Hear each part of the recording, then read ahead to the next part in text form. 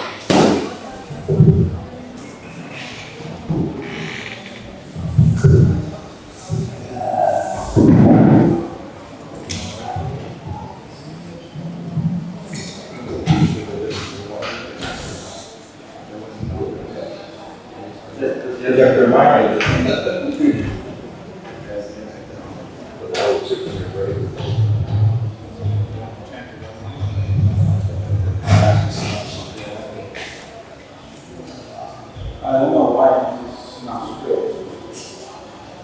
Now you gotta make that thing right again.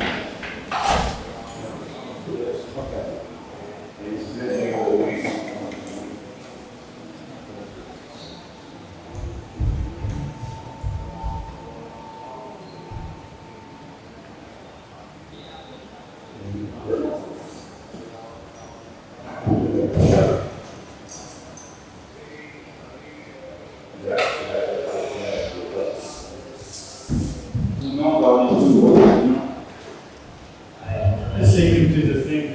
Yeah, I don't know. I'm too old.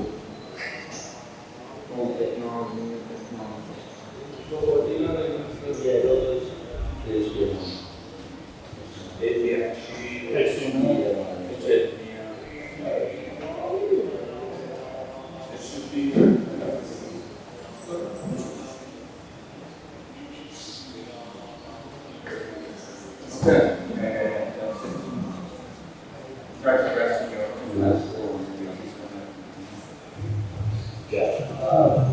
Hare Krishna, Namah Vishwadaya, Saraswati Guru, Srimate Bhaktivedanta Swami, Namaste, Saraswati Devi, Gauravani Pracharane, Nirvishya Shri Prabhupada, Hare Krishna Chaitanya, Prabhu Nityananda, Sri Advaita Shri Guru Govinda, Hare Krishna, Hare Krishna, Krishna Krishna, Hare Hare, Hare Rama, Hare Rama.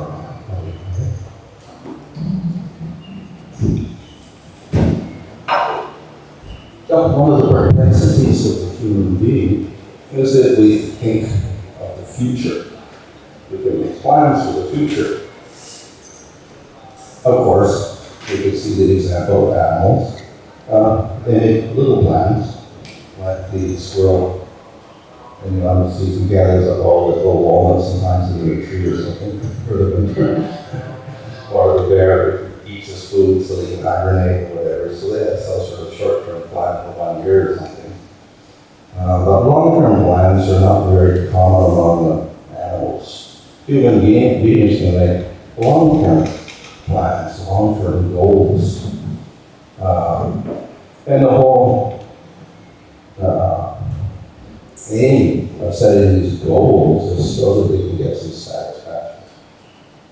But the question is, how do we set these goals and what is the satisfaction that we're trying to achieve? So, from the modern point of view, we have all sorts of studies, sociologists or whatever, and they interview people and they figure out, take surveys and whatever. And they've identified all sorts of goals that all human beings develop, wherever they are, whether it's ancient societies, modern societies, primitive or advanced mask or whatever. So there are common goals, but some of them are very obvious. Okay, so on personal, physical level, everybody tries to get some knowledge. So this is something that the human beings strive for. Animals, not much. There's such basic instincts and senses operating. But we see even small children are very curious about things. And they want some knowledge. And say, why? So the quest for knowledge is some need of the human being. And of course, physical exercise is one of the goals. We see, of course, in ancient societies, this was a necessity. People couldn't survive if you just sat down. You had to work, and you had to run away from wild animals and whatnot. And make a house so you don't get protected from the weather at all. So you do a lot of hard work, physical exercise, etc. So it's obviously something that human beings should do. And of course, in the modern world, this is kind of minimized. There's also some negative effects on the human being. And of course, one of the goals is eating. Everybody likes to eat. So you have to eat because you have to get some nourishment, so that you need some food, and you have to somehow get hold of food and chew it out and swallow it, and then you can get nourishment so you survive. So obviously that's another thing. And of course there is reproduction, sex life, so you can reproduce, etc. Of course, the human beings go to, I say, extreme levels to satisfy the sex desire or to eat or whatever. So therefore, we get all sorts of restaurants that are very pricey. Just to eat a little plate of food, you're going to pay hundreds of dollars or whatever. And then there's all sorts of variations of sex life and whatever in the modern world. So these things, people exaggerate. So then there's some other things which maybe not so obvious. Retaliation. Somebody does something bad to you, then you get to see them, I got to do something bad. Response. And we see in ancient societies this would happen. They had little wars, not big wars, but little wars between tribes or whatever. And why? Because there's some argument over something or other. Somebody did this to this, you got to do something bad. And so that's some sort of something in the human nature to respond in this way. And of course, very naturally, if nobody likes pain, so this is one of our goals, we're trying to avoid pain all of our life.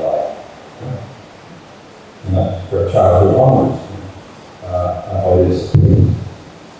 Another goal is organization.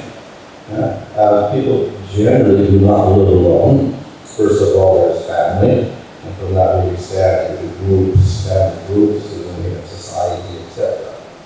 So in all these groups, we need some sort of organization. And of course, in the family, generally, the father is the head, or the parents are the head, and the children follow after. But there's all sorts of organizations. Human beings strive for some sort of order, and therefore there's an organization. And this operates, even in animals we see. There are some animals which go in groups, flocks or whatever, and therefore they will have a leader. And then there's a hierarchy, who's second, who's third, who's fourth, and it's all very practical for defense purposes. So, organization is part of human nature also. Another goal of human beings is independence. Nobody wants to be completely controlled. Everybody wants their sphere of independence. Of course, if it's an organization, you cannot be completely independent. You're under somebody all the time.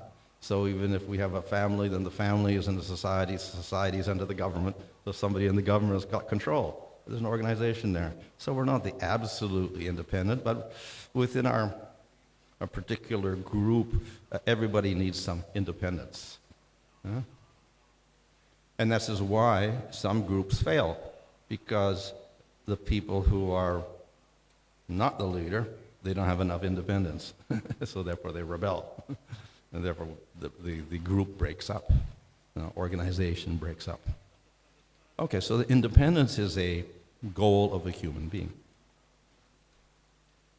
Social relationships, important. So friendship is there, of course, obviously. So even without family, but friendship is there. as a natural, we can say, goal and maybe a need of human beings. Also, they're in animals, of course. And of course, among social relationships, of course, naturally we have family. So we see that children, they begin to grow up, and they're not thinking much when they're small children. They're playing around or whatever. Then when they get to be 18, 19, 20, then they start thinking about family. So then we get this need for family. And of course, that's also natural. And we see that 99% of the society, the people get married, and then they have families. It's natural.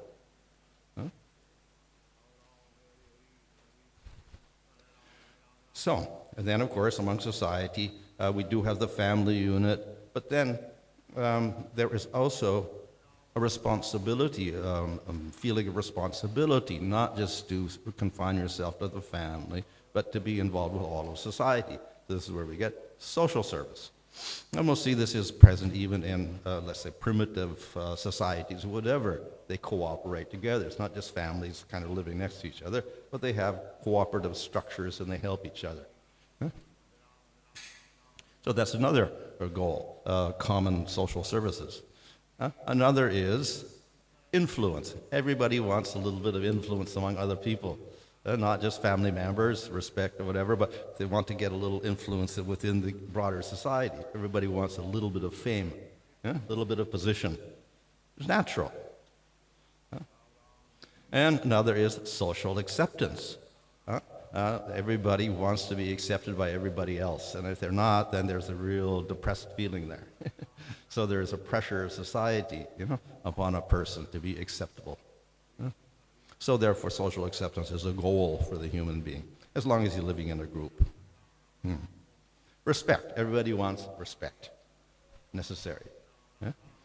And it is precisely this, the respect, that is a balance between respect between individuals, between families and society, etc. There has to be common rules for that. Otherwise, the groups fall apart, society falls apart, etc., where there's no respect. The same goes for the smallest unit, the family. Where there's no respect, then the family breaks apart also.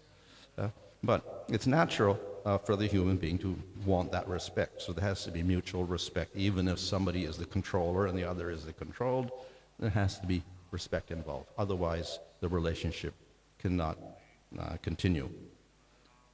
Another is morality. A little more abstract, but there are some principles of which people think are right things to do, wrong things to do. And there's common things among all societies. Some of it is very practical: no killing, no cheating, no lying, no stealing, etc. Otherwise, the society falls apart. It becomes just very unstable.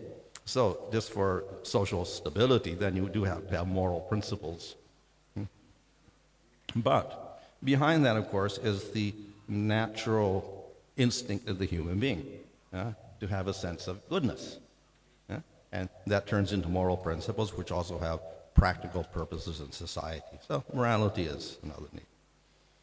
So we have all these different goals and needs of the human being.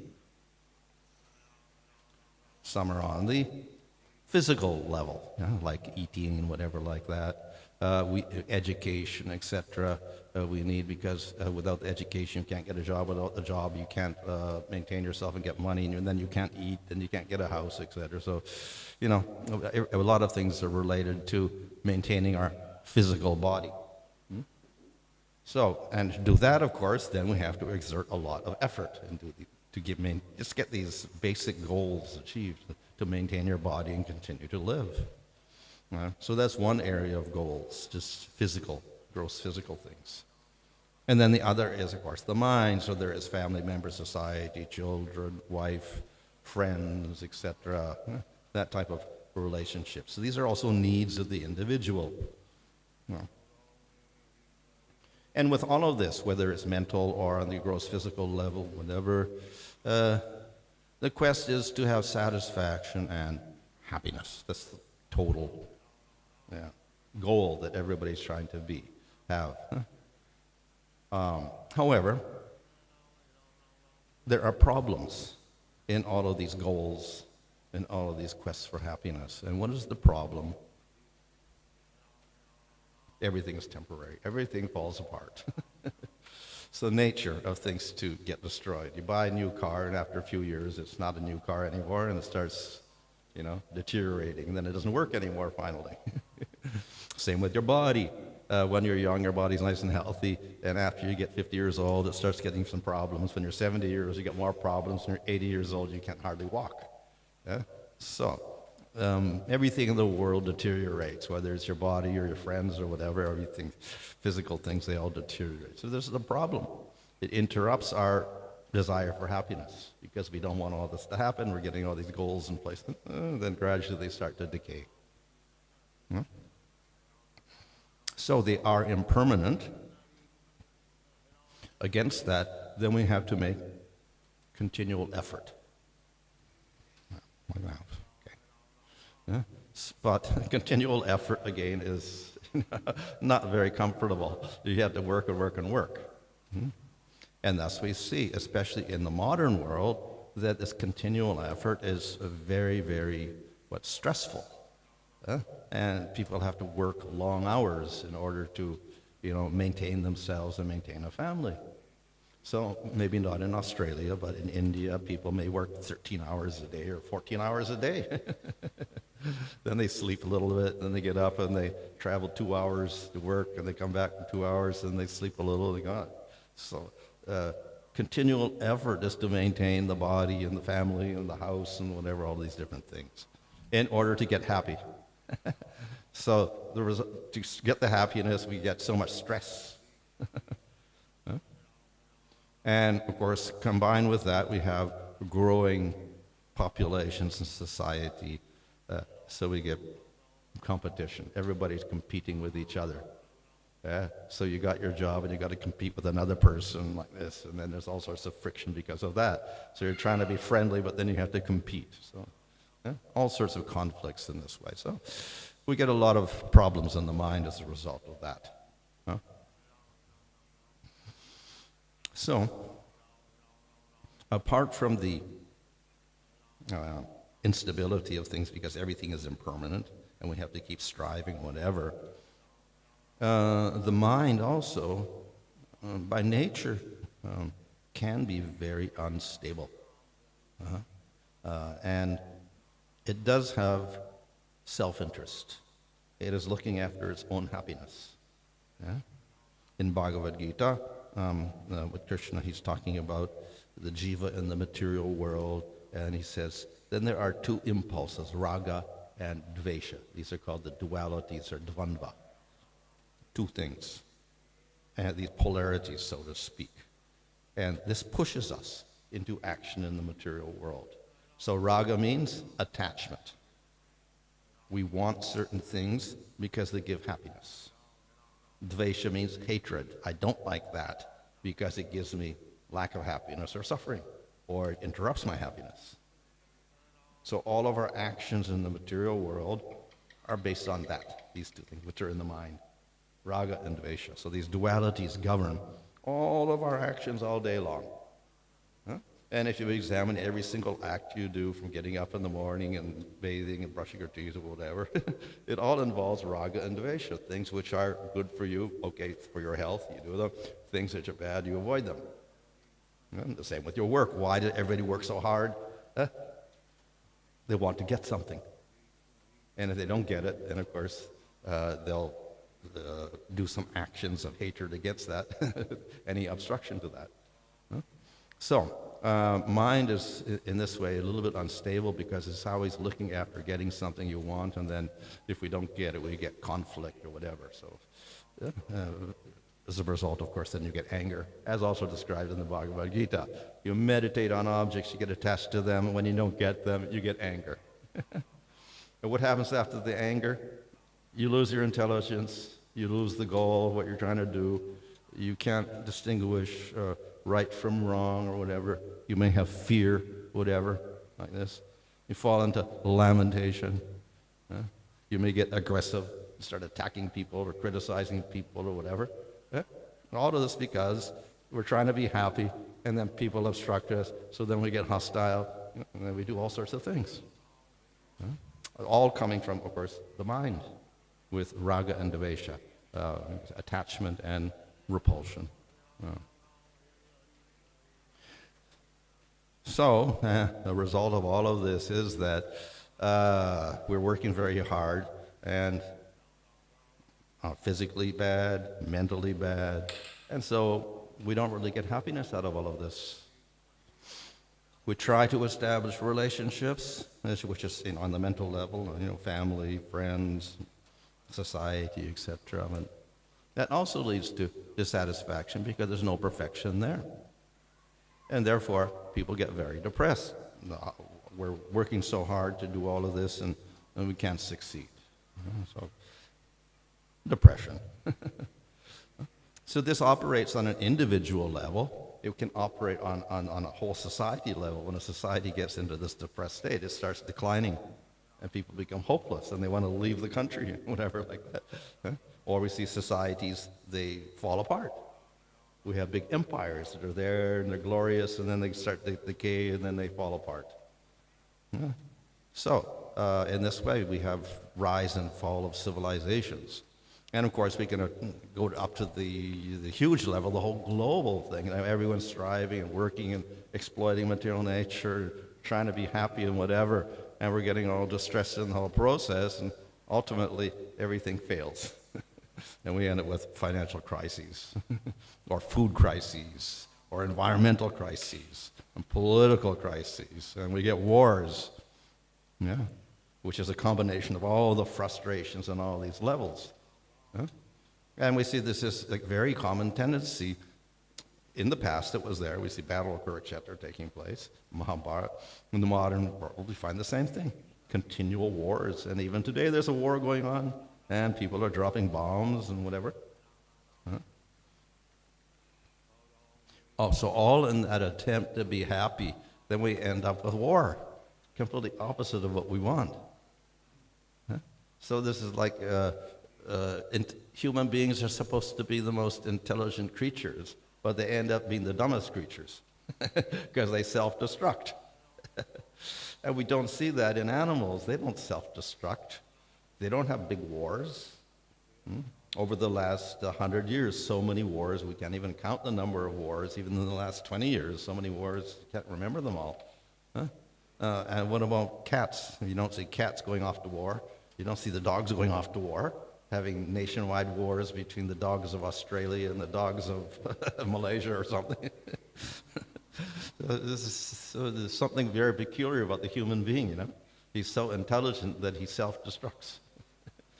Of course, this is because lack of control of the raga and the devesha and the mind and the tendencies, etc. Inability also to really define the goal clearly. What is the ultimate goal? So we have the impermanent body. That nobody can solve that problem. Even science cannot solve that problem. Everybody dies.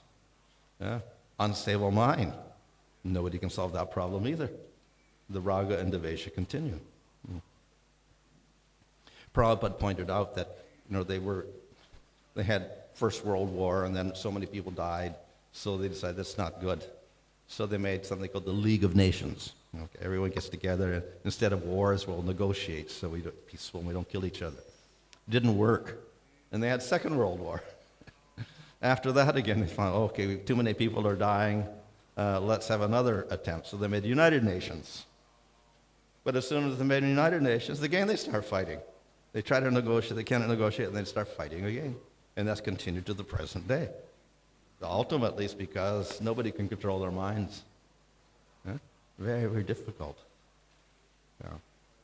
So, from the spiritual point of view, we can find there is a solution to all of this.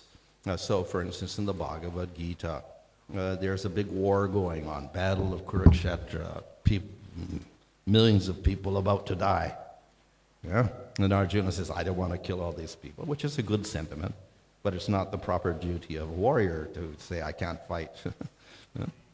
So, and then Krishna begins to preach, and he preaches Bhagavad Gita to solve the problem. So he is solving a material problem with a spiritual solution, basically. And we'll say, well, that's how impractical that is. Having wars, you sit down and meditate. It doesn't sound practical. But we do have to get an understanding of what is our real goal in life. And that has to be understood by a lot of people. Then you can avoid the wars and the raga and the devesha, etc. So the first element of establishing intelligent goals and stopping all the conflicts and the wars, etc., is to understand we're not the body at all. And the body, of course, has its needs and its attachment and its repulsion, etc. But we're not that at all. We are Atma. We are spirit soul, completely different from the body and its needs. So the first step is to understand that on an intellectual level, at least with our intelligence, we can understand that, even though we may not be able to practice it in our daily life. At least we get an understanding that all the things we're doing and everybody else is doing it's a certain type of illusion. And to stop that illusion, then we have to understand we are completely different. We're an eternal conscious entity with different needs. If we do that, then we don't reject the body or the mind, etc., but we put them in their proper place so that the human being, as a combination of body, mind, and Atma or soul, can harmoniously act within this world.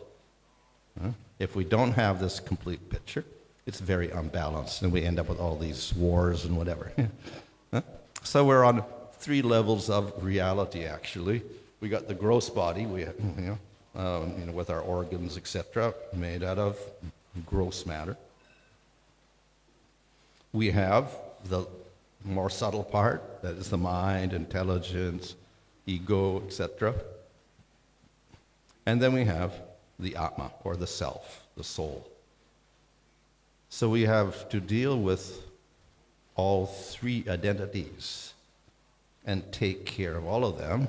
But ultimately, we have to identify with the soul. That's the real self. The other things are like coverings. So we can take care of the body and take care of the mind, but ultimately we have to take care of the soul. Now that's the basic idea. And when we do that, then all of these other needs become secondary, and we don't have world wars over food or electricity or water or whatever. So that soul is defined quite nicely in Bhagavad Gita and other scriptures. What is the nature of the soul? It is a conscious particle that gives life to the body. It has eternal knowledge, eternal action, and eternal bliss. So if we realize the Atma or the soul, we can be happy. We don't need the happiness from the food or the society or the friend or the whatever, relationships or whatever. So, the whole purpose of spiritual life should be not to have these material goals and cultivate material happiness, but to make our goal realization of that Atma and create happiness for the Atma. That should be the goal. And of course, that happiness has got nothing to do with material elements or whatever. Yeah. When we do that, then we don't have to give up the other goals, our material goals related to our body and mind and society, etc. Those can go on. But because we have satisfaction internally, then we are not frustrated with any of these other factors. And we don't create unnecessary conflicts because of them. So in this way, we can lead a peaceful existence. So, of course, the main problem we have an eternal soul, and then we got our body, which is temporary. We got our wife or husband, friends and children, all temporary. So if we try to get happiness from them, it doesn't work out. The relationships are not eternal. But this is actually a reflection of an actual need for relationship. And that also is supplied to the Atma. Now, generally we think, okay, you're not the body, you're the Atma. Okay, fine, we get the realization. But Bhagavad Gita doesn't end there. Says, yes, you are Atma. But then you have to establish a relationship with the Supreme Soul, the Supreme Lord, another spiritual entity. Why do we need that? Because this is the relationship which gives us real satisfaction. Just as in the material world, you are striving for relationships with your mother, father, child, husband, wife, friends, society, humanity, or whatever, yeah? And you're trying to get satisfaction there. Real satisfaction is spiritual satisfaction, soul to soul. So who's the ultimate soul? Supreme Lord. So the Atma, or the soul, should establish a relationship with the Supreme Soul. Who is the Supreme Soul, the Supreme Lord? He is perfect person, eternal person, most beautiful person, with all wonderful qualities, all wonderful, perfect actions. So nothing is impermanent here in this relationship. We establish a relationship with an eternally perfect person. That relationship is perfect. So there's no disappointment, complete satisfaction. So this relationship is such that it is completely satisfying. If we analyze the material world, ultimately, of course, we want satisfaction from food or from our body or whatever. But ultimately, if you have money, then you can get as much food as you want. You get enough clothing and house and car or whatever. But we see that people, even if they have most money, that's not so satisfying. Yeah? Still, they're unhappy. So then what do they have to do? Relationships. Beyond all of the material acquisition that they got, that's basically for themselves, then they have to have a relationship. So they get married and have children or whatever. Why? Because they're looking for happiness. And it's not money, that money doesn't buy that. So then you get married and whatever and have children, try to get relationships that way. So there's nothing wrong with that. That is a reflection of our spiritual tendency. It's not to have a relationship with Supreme Lord. So with the Supreme Lord, we can have similar relationships. So you can relate to the Lord as a friend. Friend means equal. One's not superior, one's not inferior in general. It's equal relationship. And you exchange things on equal level. We have other relationships, such as child to parent. The parent is superior, child is inferior. It's an unequal relationship, so to speak. Child is dependent upon the parent, so to speak. So even that is allowed with Supreme Lord. You can be the parent of the Supreme Lord. And we see that Krishna is the child of Mother Yasoda and Nanda Maharaj. And he's completely dependent. And when he wants food, he cries, and then Mother Yasoda has to come and give him some milk or whatever. Or she has to dress him or bathe him or whatever, and Krishna's sitting there, and he's dependent. And Mother Yasoda is affectionate, and she's serving him in that affection. So Krishna can become the child, and we can be the parent. So that fulfills that parental affection, the need for parental affection and whatever to express that need. Or you can be the friend, equal relationship. And so we see in the Bhagavatam, it's explained that Krishna has his nice little cowherd friends who are the same age, more or less. And what do? They play all day long. And one is not inferior or superior. They just play with each other. They eat each other's food. They steal things from each other and joke with each other and fight with each other and whatever. So equal relationship. And this is this type of rasa, Sakya rasa. We have another relationship in which the Lord is superior and the devotee is inferior. That's called dasya rasa, servant, acting as the servant of the Lord. The opposite, of course, is where Krishna is the child and you are the master. It's the parental relationship as Mother Yasoda to Krishna. So the opposite is Krishna is the master, you are the servant. It's called dasya rasa. We can have that rasa.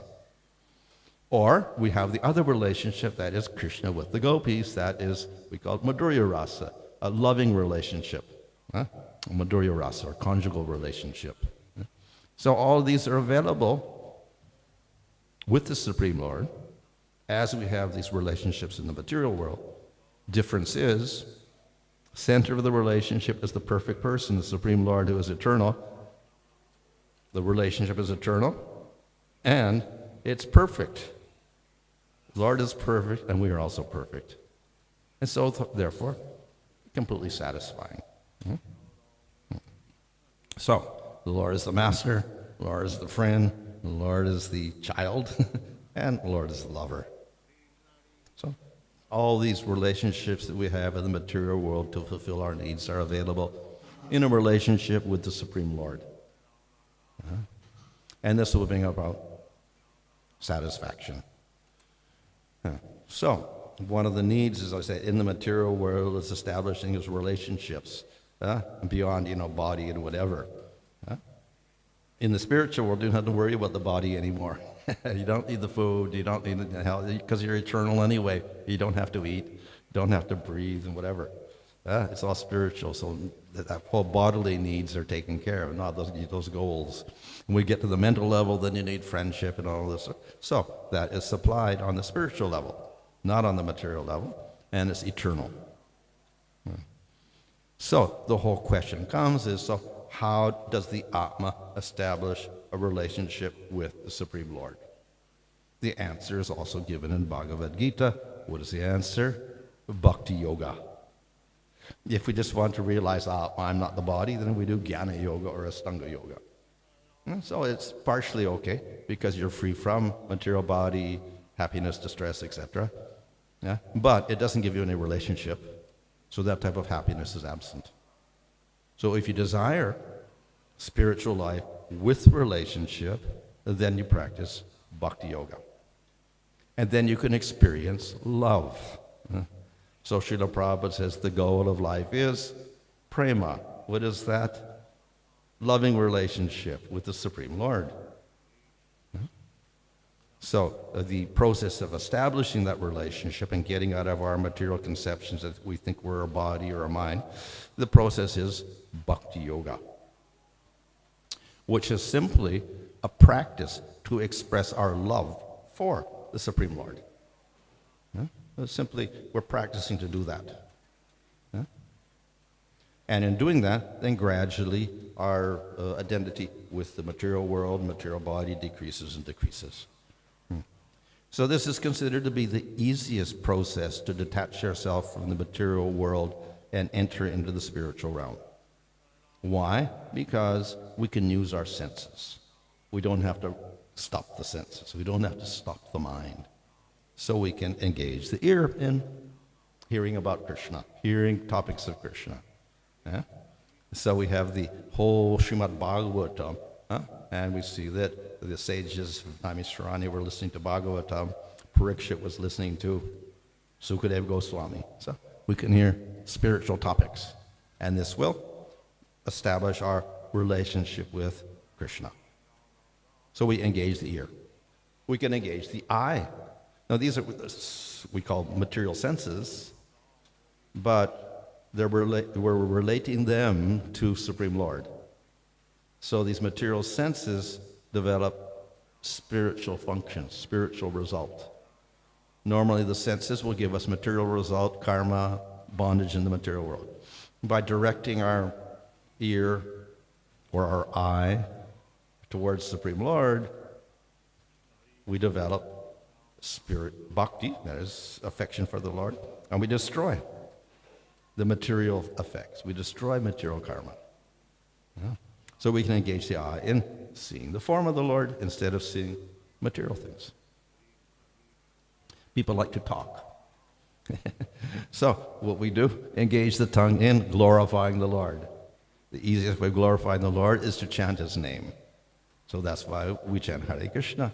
This is Lord Chaitanya's method of glorifying the Lord. So this is a type of service to the Lord. Normally, of course, service we think is like scrubbing the floor or something like that.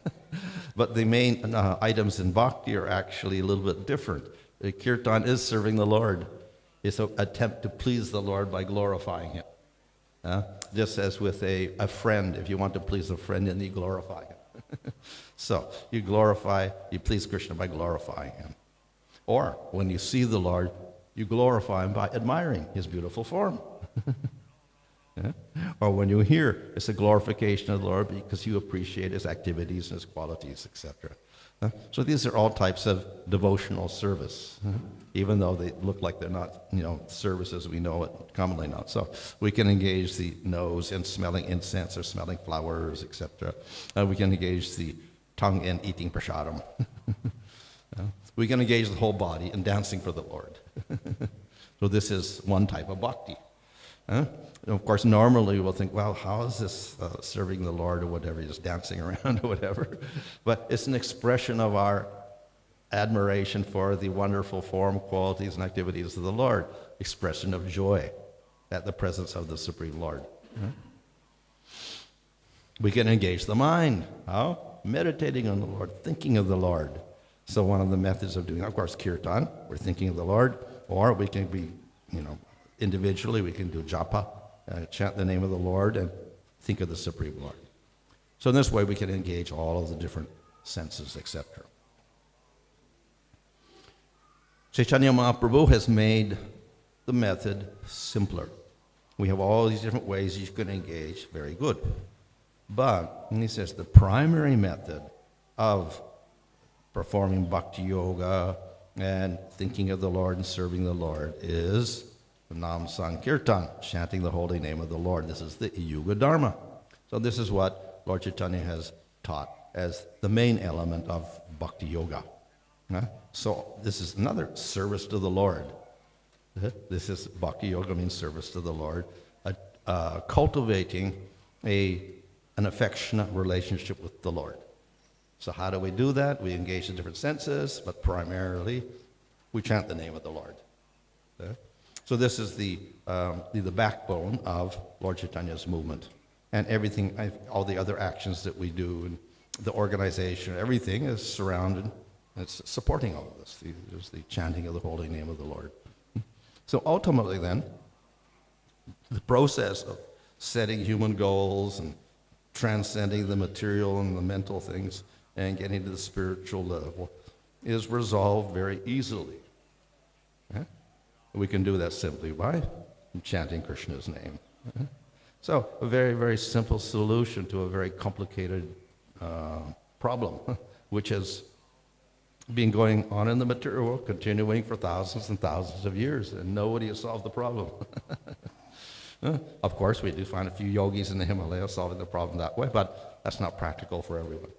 So this is a practical method for everybody in the material world at the present time to solve this problem that we have of continual anxiety, continual war, continual quest for happiness, which we cannot attain, etc. Simply by chanting the name of the Lord. So, Prabhupada says, you chant and be happy. Hare Krishna, Krishna Krishna, Hare Hare, Hare Rama, Rama Rama, Hare Hare. Chant and be happy. Engage in Nam Sankirtan, and you get happiness. So this is not material happiness, this is eternal spiritual happiness. And how do you get the happiness? You have a relationship with the Supreme Lord. That's the whole idea. And we can establish all sorts of relationships. Here we have a relationship of Radha with Krishna. This is Madhurya Rasa. We have Krishna Balaram, that's Sakya Rasa. So we have a nice choice of how you want to have a relationship with the Supreme Lord. And you chant Hare Krishna and you can attain that. So that's the spiritual solution to all the problems. That's what's presented in Bhagavad Gita and in Srimad Bhagavatam. Okay, Hare Krishna. Any question there? No.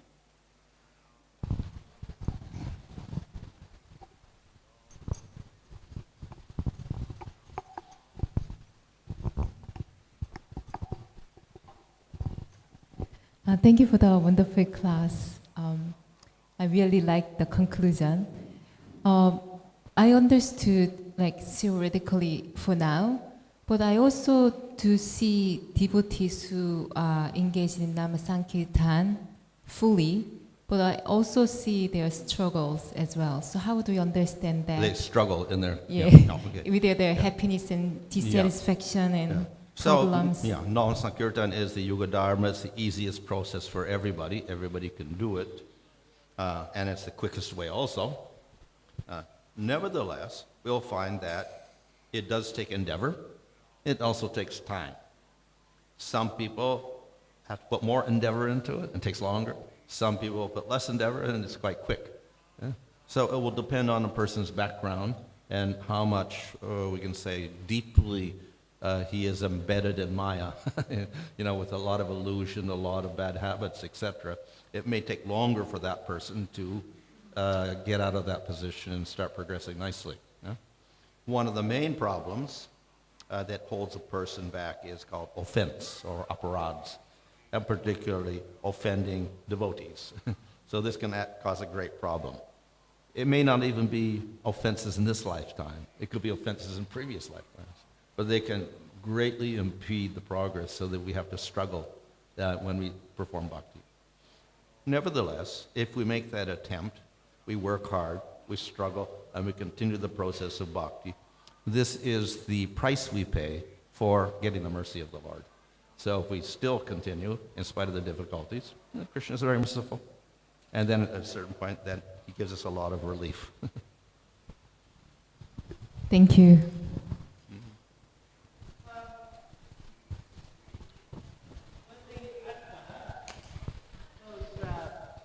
Back to Sri Krishna. Also, there must be many, many unlimited other Atmas Yeah, in that realm. yeah. How do relationships go between them? Yeah. Actually, yeah, it's not many, it's billions and billions and billions and billions. So we have so many, entities in this material world, we can't even count that. In the spiritual world, there's so many times more. And then we have a Supreme Lord relating with everybody. How is it possible? Answer is that the Lord is inconceivable, and he can expand himself unlimitedly in the spiritual world, so he can have individual relationship with everybody. So, for instance, in the Rasa Leela, Krishna had Rasa dance, he played his flute. In autumn season, all the gopis came into the forest, and they're sitting waiting for Krishna. And then eventually they had a Rasa Leela. They formed into a big circle. And how many gopis were there? There were 3 billion gopis. There's one Krishna. So then they said, well, how can Krishna relate with 3 billion people? How can all the gopis be satisfied? Answer is Krishna was with each gopi. In fact, as described, there was one gopi, and Krishna, gopi, Krishna, making a big circle. So there were 3 billion Krishnas and 3 billion gopis in a big circle. And then gopi thought, oh, Krishna's right next to me. So Krishna can expand himself unlimitedly, and it's not that he's just an expansion, he's actually Krishna. As Krishna expanded himself for the 16,108 queens in Dwarka, and each queen thought, Krishna's only with me. And of course he was, but he was simultaneous with all the other queens. So for all the devotees, Krishna can expand himself.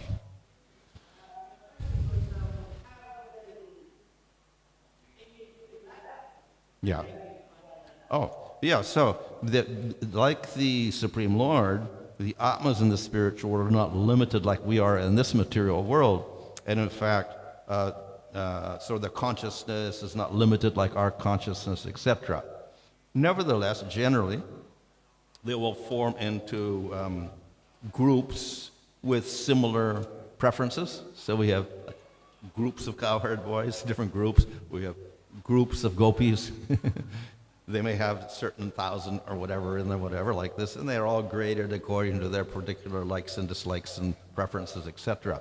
So there is all these different devotees in the spiritual world, and then they form into groups and then subgroups and everything, so that they have personal relationships. But just like Krishna can have so many relationships, so even the jivas there are not limited like us. We can have maybe 20 meaningful relationships, and then it kind of breaks down. So in the spiritual world, not limited like that. You can have many more relationships. Still, the jivas there are more limited than Krishna.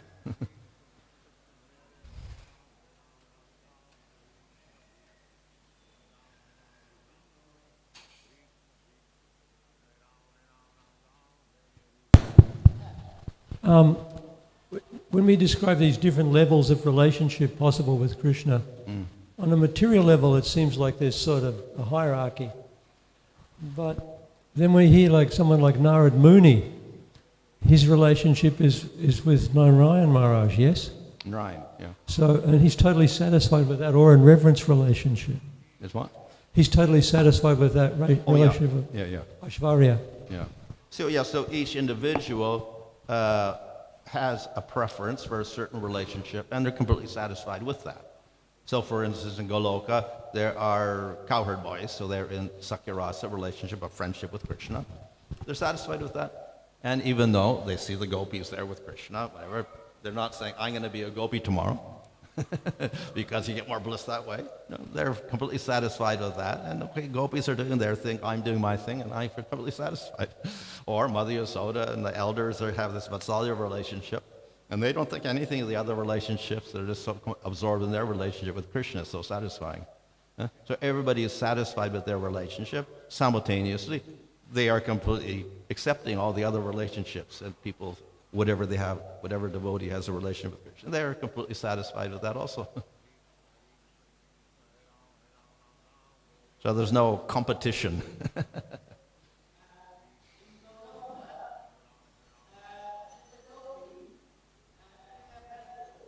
Have? Yeah.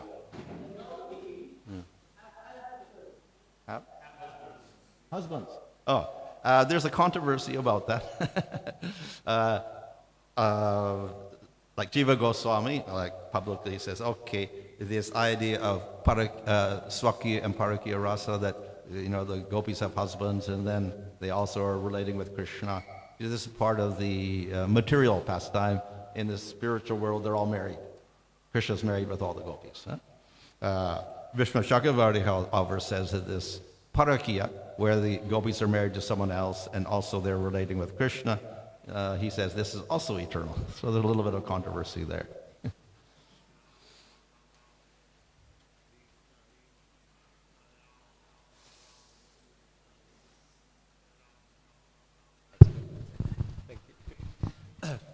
Maharaj, you were talking about how there's different relationships, like what we were saying in the spiritual realm, so many variety of the relationship with so many people, and that they all have different groups depending on preferences. Is that concept related to the concept of parampara? Even in the material world, when we're trying to approach Krishna, we associate with particular institutions or particular gurus within the institution. Is that what makes different bona fide paramparas? Like they're all legit, but they're different. Yeah. So, in different paramparas, we'll find that, like, for instance, Ramanuja's or Madhva's parampara, Narayana is supreme, and the relationship is dasya.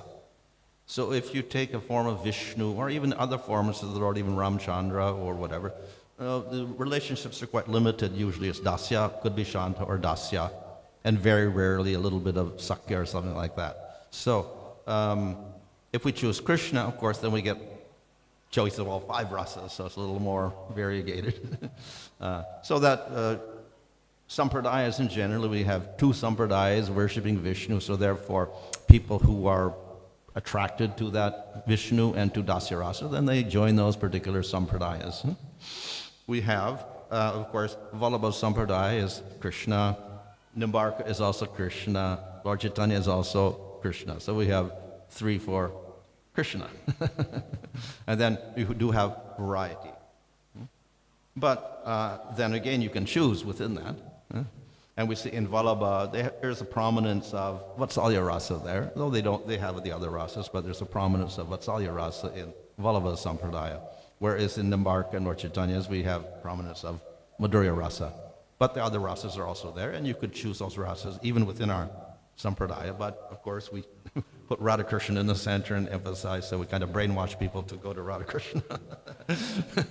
But the others are there. And even in Lord Chaitanya's movement, there was a group that was practicing Sakya Rasa also one time. They kind of died out later on, but there was a group, the associates of Nityananda, they were cultivating Sakya Rasa and meditating on the cowherd boys and their pastimes or whatever. So all the relationships with Krishna, all those things are permitted, but we emphasize, of course, the Madhurya Rasa.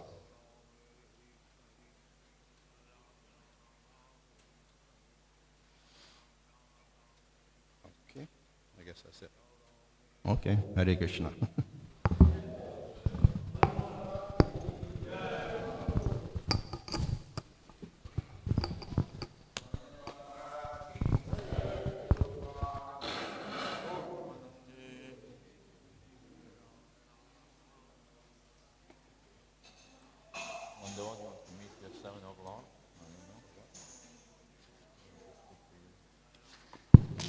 Hare Krishna, everyone. So we're going to now gather for Kirtan with Madhu Das, so we can all just gather around here. Thank you. And then we'll have our feast at 6 p.m.